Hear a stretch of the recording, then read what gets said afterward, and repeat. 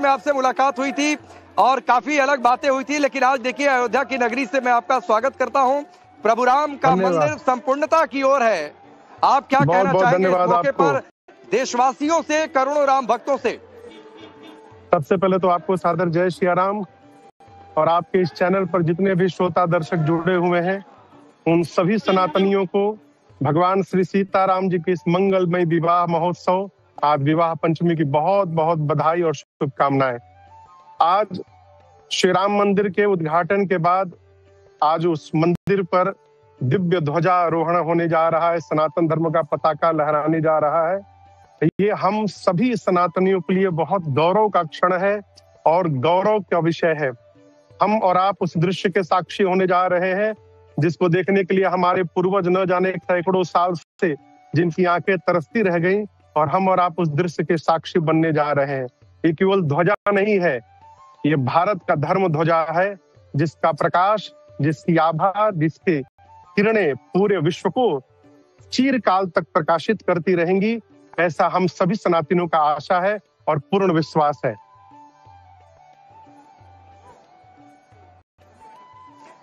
महाराज जी, एक बात ये हो, चूंकि आपने धर्म ध्वजा की व्याख्या की तो एक तो उसमें सूर्य अंकित, कोविदार वृक्ष अंकित, ओम अंकित, केसरिया रंग, आप इसकी व्याख्या धर्म के हिसाब से कैसे करेंगे? और दूसरी बातें, आज विवाह पंचमी के दिन ये शुभ कार्य संपन्न हो रहा है, और अब तो अभी तक जो लोग दर्शन करते थे वो दर्शन करते थे सिर्फ गर्भगृह में रामलला के, अब तो ऊपर राम दरबार और राम मंदिर के हर कोने को भक्त निहार सकेंगे।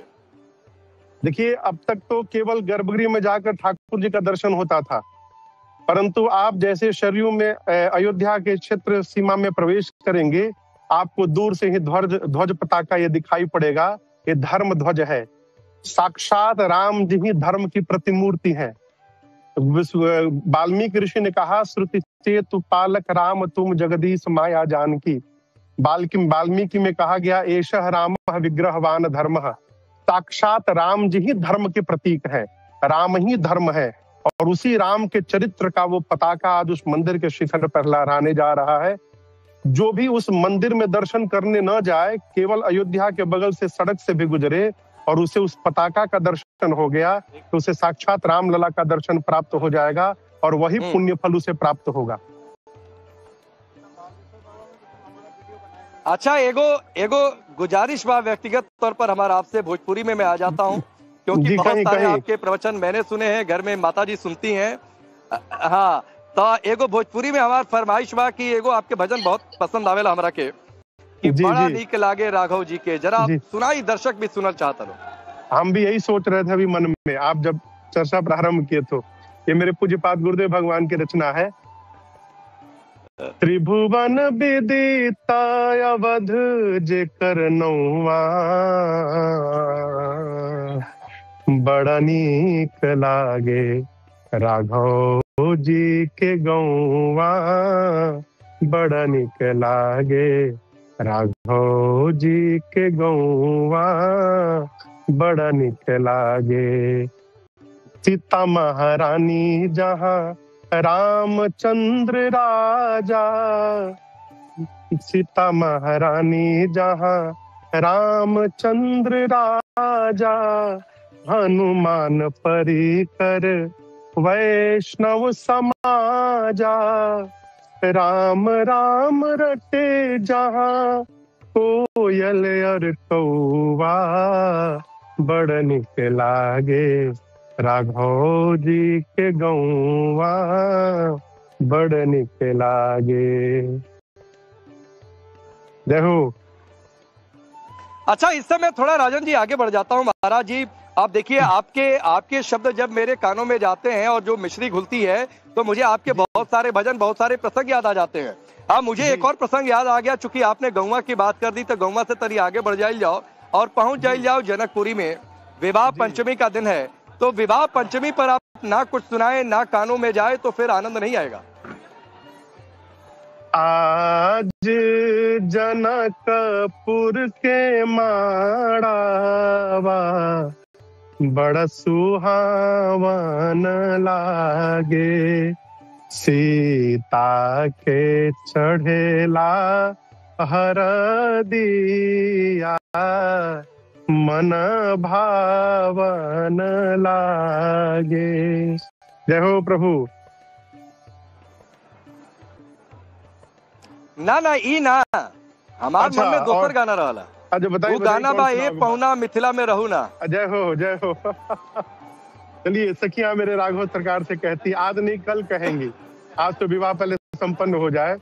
सखियां कहती हैं, पहुना यही मिथिले में रहूना, ए पहुना यही मिथिले में रहूना, जौने सुख बा ससुरारी में पवन सुखवा कहूना, ए पहुना यही मिथिले में रहूना, ए पहुना यही मिथिले में रहूना। एक अंतरा और सुना सकता हूँ?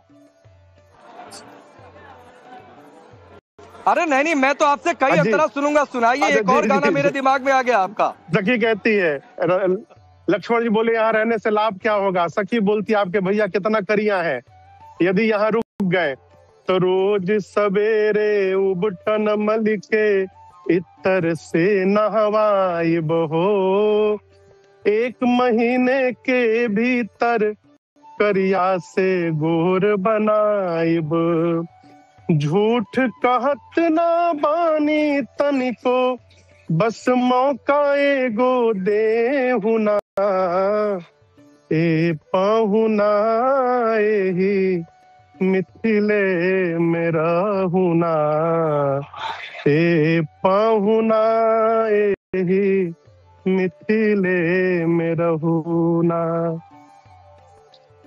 जय जय। एक और प्रसंग महाराज जी मुझे याद आ गया, जो आपने कहा कि एक अंतरा और सुना ही देता हूं, तो मुझे दूसरा कुछ याद आ गया। मैं चाहूंगा वो प्रसंग और इस गाने को आप सुनाएं। वो प्रसंग आप चूंकि आपका एक अलग अंदाज है, आप जहां भी जाते हैं जो लोकल कल्चर है आप उसको भी पकड़ते हैं, और खासतौर पर पूर्वांचल भोजपुरी में रहते हैं। तो आपका एक प्रसंग याद आता है जब आप कहते हैं कि जब सखिया प्रभु राम जी जब जनकपुरी में घूम रहे हैं तो वो कोहनी मारकर एक दूसरे को देख रही हैं, और वो लाइनें इस प्रसंग के साथ आप सुनाते हैं कि चारों दुल्हों में बड़का कमाल बाय सखिया। जी जी, बहुत पारंपरिक गीत है मिथिला का ये। चारों भाइयों का जब विवाह संपन्न हो गया तो सखियां एक दूसरे को देख कर कहने लगी, आज मिथिला नगरिया निहाल सखिया, चारों दुल्हा में बड़का कमाल सखिया, चारों दुल्हा में बड़का कमाल सखिया, माथे मणि ठीक है।